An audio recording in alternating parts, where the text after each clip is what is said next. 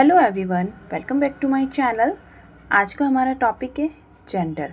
हिंदी के अंदर आप सभी लोगों ने लिंग तो पढ़ा ही होगा। बस अगर आपका लिंग का कॉन्सेप्ट बहुत अच्छे से क्लियर है तो इंग्लिश में भी आपको जेंडर समझने में बिल्कुल भी प्रॉब्लम नहीं होगी। सो चलिए हम लोग स्टार्ट करते हैं। जेंडर जेंडर का हिंदी मीनिंग होता है लिंग, यानी जेंडर को हम हिंदी में बोलेंगे लिंग। सो इसकी डेफिनेशन है gender tells that the noun is male और फीमेल, यानी वह संज्ञा शब्द जिससे हमें स्त्री और पुरुष जाति का पता चले। सो अब हम पढ़ेंगे काइंड्स ऑफ जेंडर। यह होते हैं 4 टाइप्स के: masculine gender, feminine gender, common gender and neuter gender. ये 4 टाइप्स के होते हैं। फर्स्ट में हम पढ़ेंगे मैस्कुलिन जेंडर, जिसका हिंदी मीनिंग होता है पुल्लिंग, एंड इसकी डेफिनेशन भी मैंने हिंदी और इंग्लिश दोनों में आपको प्रोवाइड करवाया है। सो हिंदी में देखिए आप, जैसे जिस संज्ञा व सर्वनाम से पुरुष जाति का बोध होता है उसे हम पुल्लिंग कहते हैं। यानी कि मैस्कुलिन जेंडर हम किसके लिए प्रयोग में लेते हैं? पुल्लिंग के लिए। For example son, father, man, boy, uncle, king, इन सभी के लिए हम लोग मैस्कुलिन जेंडर का प्रयोग करते हैं।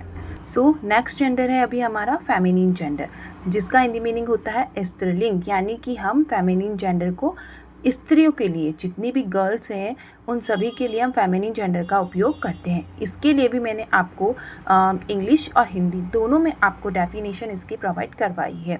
आप देख सकते हैं, इसकी भी डेफिनेशन है जिस संज्ञा और सर्वनाम से हमें स्त्री जाति का बोध हो उसे हम स्त्रीलिंग बोलते हैं।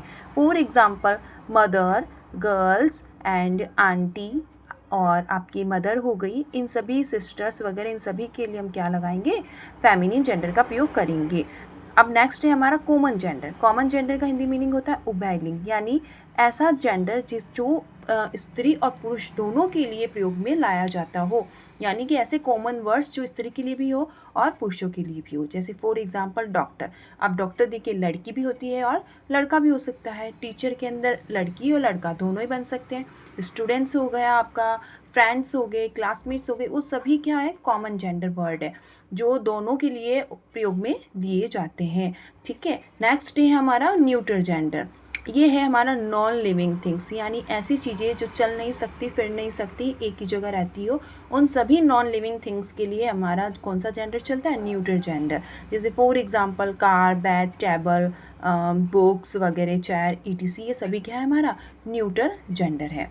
अब देखिए आप इन सभी के एग्जाम्पल्स। यहाँ मैंने कुछ मैस्कुलिन जेंडर के एग्जाम्पल्स लिए हैं, देख सकते हैं आप इतने सारे, और फेमिनिन जेंडर के भी आपको मैंने दिए हैं सारे एग्जाम्पल्स। इसी तरह कॉमन जेंडर के भी बहुत सारे एग्जाम्पल्स दिए हैं, और इसी प्रकार से मैं आपको न्यूटर जेंडर के भी बहुत सारे एग्जाम्पल्स दिए हैं। अब इन एग्जाम्पल्स की मदद से आप अपने कॉन्सेप्ट को और अच्छे से क्लियर कर सकते हैं। आप अपने लिए वर्कशीट तैयार कर सकते हैं, या फिर आप अपने बच्चे के लिए ये वीडियो देख रही हैं तो उन्हें भी इन एग्जाम्पल के थ्रू उनको करने के लिए दे सकते हैं, वर्कशीट बना के दे सकते हैं। और अगर आप बड़ी क्लास के अंदर हैं तो आपको ये नोट्स अपनी कॉपी के अंदर ज़रूर से नोट डाउन करना चाहिए, क्योंकि ये नोट्स जब आप बार बार पढ़ेंगे तो आपको जेंडर का कॉन्सेप्ट बहुत अच्छे से क्लियर हो जाएगा। और ये नोट्स भी काफ़ी अच्छे लेवल के हैं। सो इन्हें ज़रूर से पढ़िएगा और नोट डाउन भी ज़रूर कीजिएगा। और भी अगर आपके कुछ डाउट्स रह गए हो तो कमेंट बॉक्स में ज़रूर बताइएगा।